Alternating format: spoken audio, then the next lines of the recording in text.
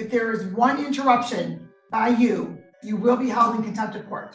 What it is you want to say or not, because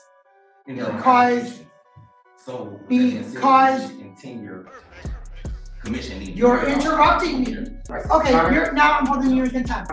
I've given you one chance right now. The court is going to indicate.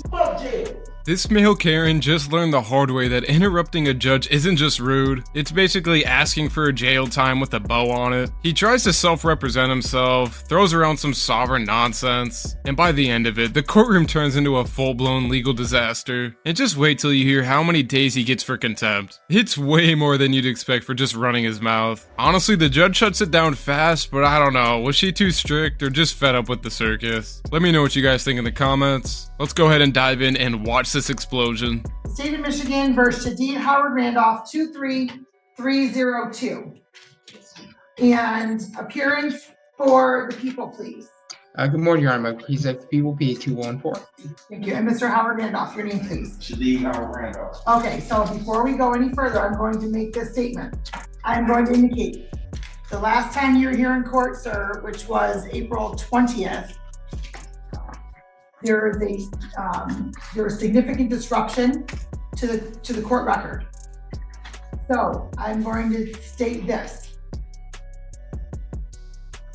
If there is one interruption by you with anybody that's talking on the record, whether it be the prosecutor, your attorney, any witness testimony, or the court, you will be held in contempt of court. I just want to make sure you understand that. Do you understand that? Can you repeat it again? Did I do something wrong? You said I did something wrong. What I indicated is the last time you were here in court on April 20th, there was a lot of interruptions. Not a disastrous record. Stop. We had a disastrous record. So what I'm indicating, so I can make sure that we have a clear record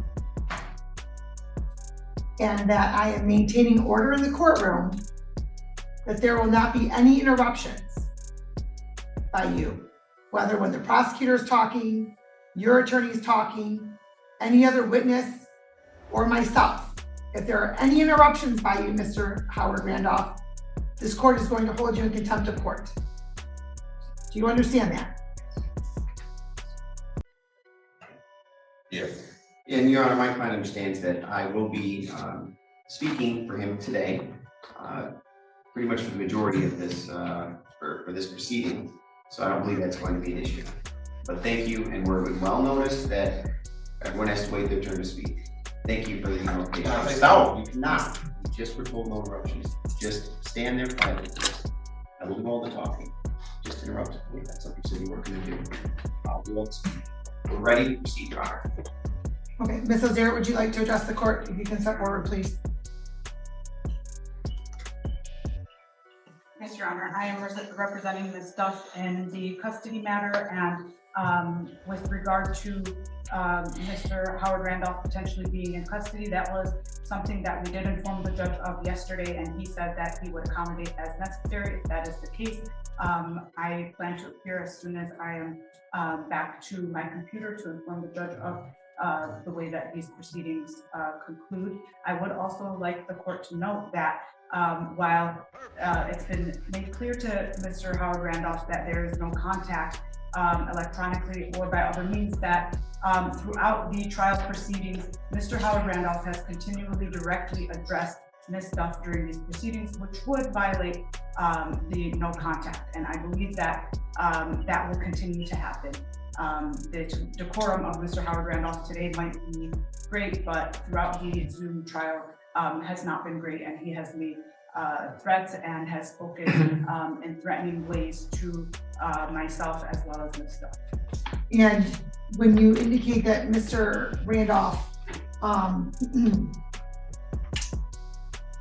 has been addressing Ms. Duff directly, is that during Mr. Randolph's turn to ask questions? Is he representing himself? He is representing himself. It has not been with regard to any direct examination of Ms. Duff. He has not chosen to, at this point thus far, to question Ms. Duff personally or cross-examine her. This has been in his statements to the court, which then devolve into him directly addressing Ms. Duff. And Your Honor, we're going to be in the process of getting the transcripts of that particular hearing this week. We don't know the specifics. If the court were not be inclined to reduce further, I would only ask for this one allowance that my client just financed a vehicle. It's in the parking lot. There's no one else to get the vehicle. He asked if I'd be willing to drive to his address. I indicated that it doesn't fall within the things that I'd be willing to do. I asked that my client get a report date later today, if not tomorrow, so we could just take the car back. Because not only is he going to be missing the hearing, he's going to be going into custody. I don't want him to be in a position where his car gets towed and he's going further and further down an avenue that we're just trying to halt and put back into an advantageous position. He understands that if he fails to appear, the consequences are going to be it's going to be a catastrophe. So that would be the only allowance if there'd be no bending on any further bond conditions, that he be able to report into custody after taking his car in.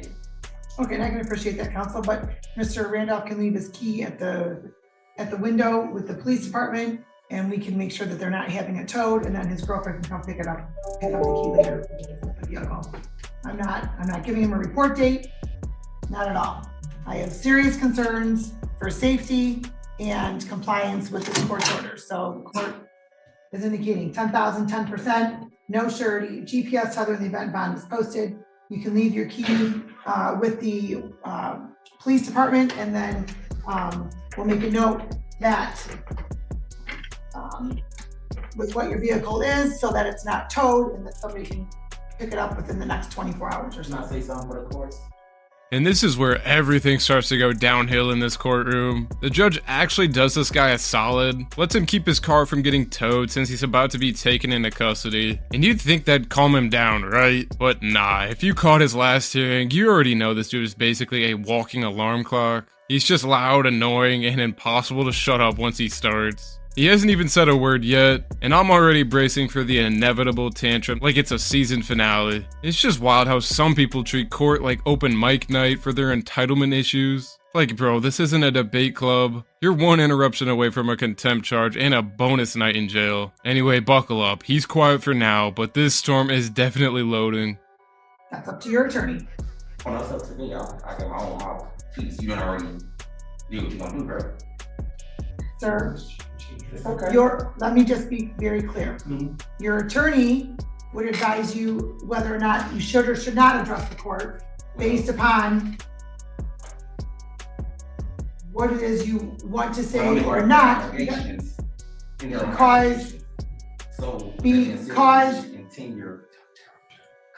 you're interrupting me. Okay. Go ahead.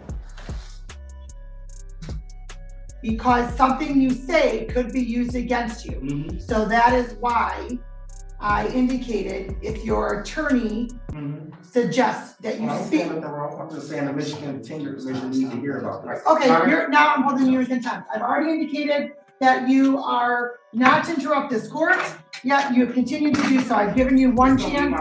I've given you one chance right now. The court is going to indicate pursuant to MCL 600.1701 that you are engaging in disorderly, contemptuous, insolent behavior during the immediate view of this court and in the court's presence, directly intending to interrupt its proceedings and impair the respect due to its authority.